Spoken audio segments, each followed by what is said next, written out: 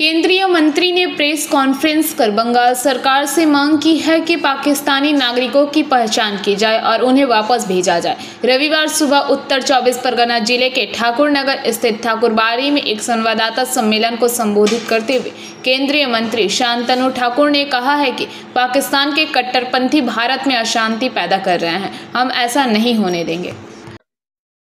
তার ব্যবহারের কতটুকু রাইট আছে ইউএন এর যে গাইডলাইন অনুসারে, সেখানে আমার কাছে মনে হয় না পাকিস্তানের পারমাণবিক শক্তি ব্যবহারের কোনো গাইডলাইনের ভিতরে তারা পড়ে। আর আমার এও জানা নেই যে তাদের পারমাণবিক শক্তি কতটা শক্তিধর।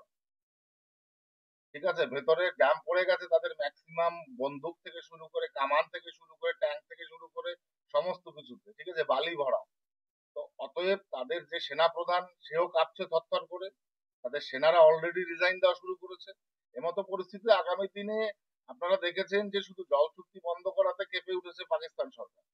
আরো অনেক রকম প্রসেস শুরু হবে, সেটা সময়ের অপেক্ষা। গভর্নমেন্ট সেটা করবেই।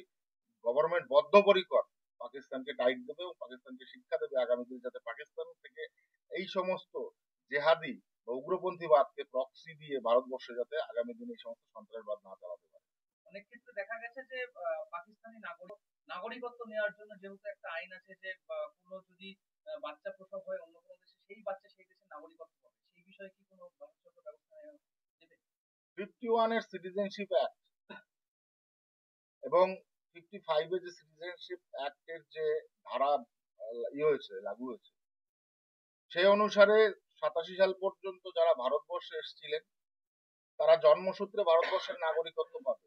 তবে থেকে রাজীব গান্ধী এই আইন তুলে দিয়েছে, তারপরে থেকে যারা এসছে ভারতবর্ষে আর কেউ ভারতবর্ষের সিটিজেনশিপ পাবে না জন্মসূত্রে, একদম পরিষ্কার কথা।